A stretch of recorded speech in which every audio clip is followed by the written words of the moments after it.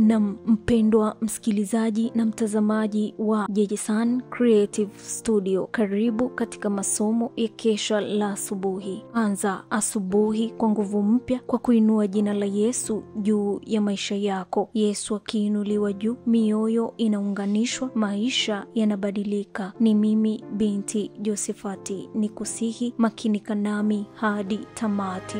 Piga panana ya makelele, Yesu yuaja tena. Ipaza sauti, imba sana. Yesu yuaja tena. Anakuja, anakuja. Yesu yuaja tena.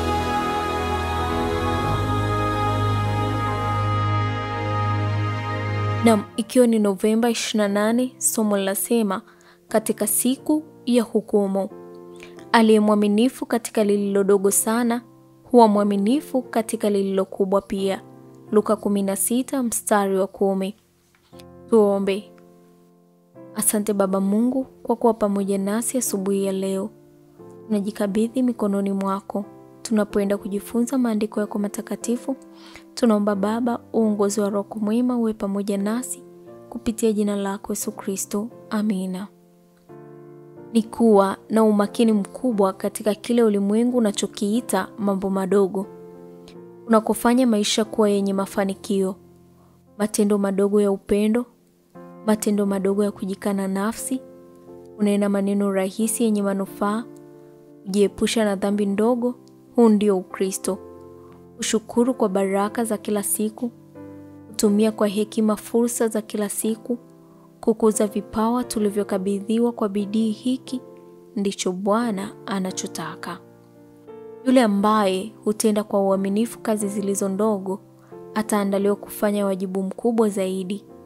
Mtu ambaye ni mwema na mstaarabu katika maisha ya kila siku, ambaye ni mkarimu na mstahimilivu katika familia yake, ambaye lengo lake daima ni kuifanya nyumba yake kuwa na furaha, atakuwa wa kwanza kujikana nafsi na kujinyima Bwana atakapoita.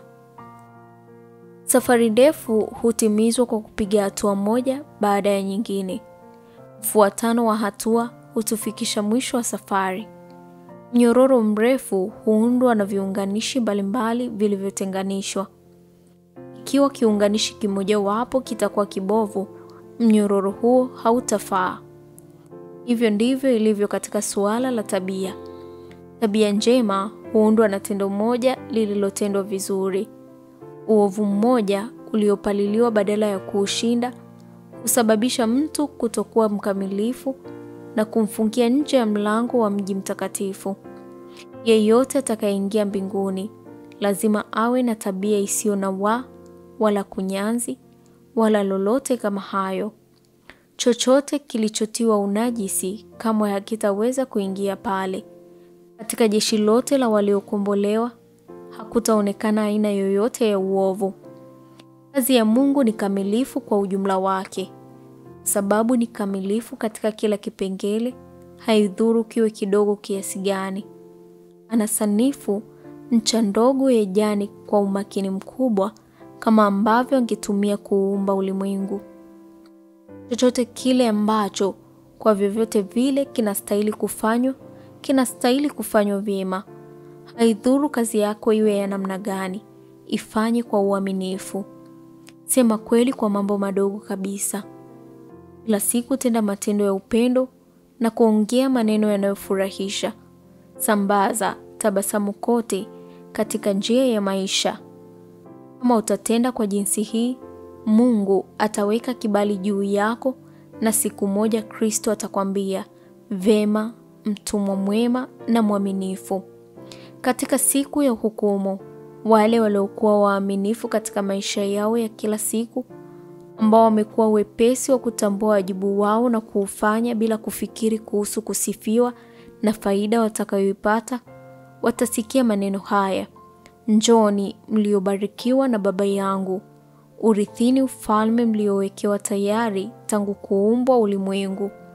Kristo Hawapongezi kwa sababu ya hotuba walizotoa kwa umbuji, uwezo wa kiakili waliouonesha au mchango wao wa ukarimu walioutoa.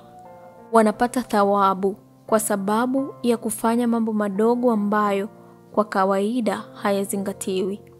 Kwa maana nalikuwa na njaa, mkanipa chakula.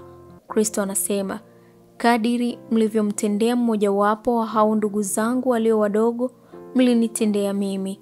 Utasoma Youth Instructor la Januari 17 mwaka 1901. Huu ni mwisho wa somo la Novemba 28 katika siku ya hukumu. Tuombe. Asante Baba Mungu kwa somo hili. Tunajikabidhi mikononi mwako. Tusaidie tuweze kutenda matendo madogo kwa usahihi na yaliyo mema mbele zako. Ni haya machache kupitia jina lako Yesu Kristo. Amina. Anakuja, Yesu yu